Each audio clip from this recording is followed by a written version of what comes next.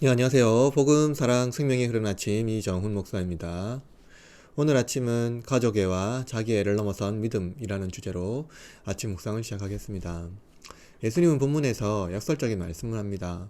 그것은 화평이 아닌 불화를 주시기 위하여 오셨다는 것입니다. 이 말씀은 언뜻 듣기에는 예수님께서 하신 말씀으로 들리지 않습니다.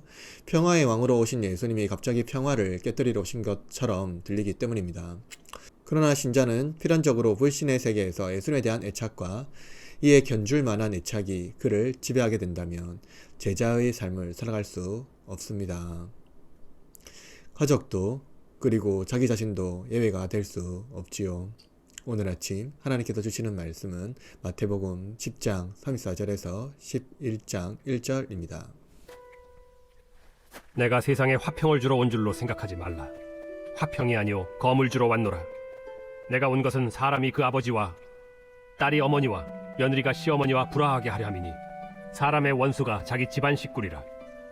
아버지나 어머니를 나보다 더 사랑하는 자는 내게 합당하지 아니하고 아들이나 딸을 나보다 더 사랑하는 자도 내게 합당하지 아니하며 또 자기 십자가를 지고 나를 따르지 않는 자도 내게 합당하지 아니하니라. 자기 목숨을 얻는 자는 잃을 것이요 나를 위하여 자기 목숨을 잃는 자는 얻으리라. 너희를 영접하는 자는 나를 영접하는 것이요 나를 영접하는 자는 나를 보내신 이를 영접하는 것이니라. 선지자의 이름으로 선지자를 영접하는 자는 선지자의 상을 받을 것이요 의인의 이름으로 의인을 영접하는 자는 의인의 상을 받을 것이요 또 누구든지 제자의 이름으로 이 작은 자 중 하나에게 냉수 한 그릇이라도 주는 자는 내가 진실로 너희에게 이르노니 그 사람이 결단코 상을 잃지 아니하리라. 예수께서 12제자에게 명하기를 마치시고 이에 그들의 여러 동네에서 가르치시며 전도하시려고 거기를 떠나가시니라. 예수님께서는 화평이 아닌 검을 주러 오셨고 가족 간에 불화를 주기 위하여 오셨다고 말씀합니다. 매우 이례적이고 아이러니합니다. 화평을 위하여 오신 예수님이 불화하기 위하여 오셨다니 무슨 뜻일까요? 특히 예수님은 사람의 원수가 집안 식구라고 말합니다. 예수님에 대한 말씀의 근거는 37절에 있습니다. 아버지나 어머니를 나보다 더 사랑하는 자는 내게 합당하지 아니하고 아들이나 딸을 나보다 더 사랑하는 자도 내게 합당하지 아니하며. 예수님께서 주시는 평화는 예수님의 십자가 위에서 시작됩니다. 이는 고난과 박해가 평화를 위하여 항상 있을 것임을 말씀하고 있죠. 이 땅에 임하는 평화는 세상 사람들이 기대하는 아무런 투쟁이나 긴장 없는 상태를 의미하는 것이 아닙니다. 그 평화는 무엇보다도 근본적으로 세상과 하나님 사이의 관계 회복을 의미합니다. 그런데 하나님과의 관계 회복은 역설적으로 세상과의 투쟁이 수반됩니다. 왜냐하면 그 평화를 가져오신 예수님에 대한 사람들의 반응이 나뉘기 때문입니다.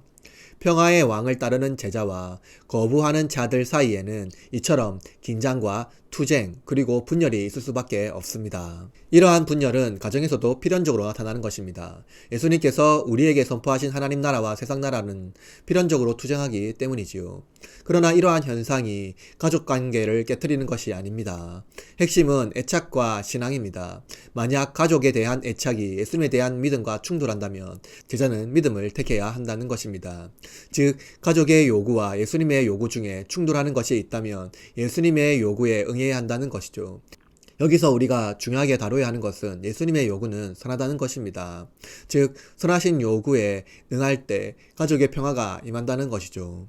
만약 우리가 가족에 대한 애착 때문에 예수님의 요구를 버린다면 그것은 제자에게 합당하지 않습니다. 심지어 예수님의 요구는 나 자신에게도 적용됩니다. 예수님은 자기 목숨을 얻는 자는 잃을 것이요 나를 위하여 자기 목숨을 잃는 자는 얻을 것이니라 라고 말씀하셨습니다. 이 말씀의 핵심은 자기를 위한 삶과 예수님에 위한 삶 사이의 긴장입니다. 예수님에 대한 믿음을 고백하는 신자는 가족애와 마찬가지로 자기의 애를 믿음 위에 두어서는 안 됩니다. 예수님을 따르기 위해 자기에 대한 애착을 버려야 합니다. 왜냐하면 내면의 완고한 마음은 결국 예수님께서 우리에게 요구하시는 새로운 삶의 방식의 장애물이 되기 때문입니다. 즉 예수님에 대한 믿음을 따르기 위해서는 자기 목숨을 잃는 것까지 수반된다는 것이죠. 예수님은 나를 따르려거든 자기 십자가를 지고 따르라고 말씀합니다. 자기 십자가 곧 자기 애를 버리고 예수님 말씀에 순종하는 제자의 삶을 살아가야 합니다. 이런 시점에서 예수님은 우리가 영접하는 자는 예수님을 영접하고 예수님을 영접하는 자는 하나님을 영접하는 것이라고 말씀합니다. 가족애와 자기 애를 넘어선 하나님의 사랑은 이웃사랑으로 지경이 확대됩니다. 예수님은 가족애와 자기애에 충만한 사람은 하나님을 사랑할 수 없고 나아가 이웃을 사랑할 수 없다고 말씀합니다. 그러나 가족애와 자기애를 넘어선 하나님 사랑으로 나아간 사람은 이웃 사랑을 실천할 수 있다는 것입니다. 우리 중 누군가를 영접하면 예수님을 영접한 것입니다. 그리고 예수님은 단순히 영접하라고 말씀하지 않고 보상을 주시겠다고 말씀하셨습니다.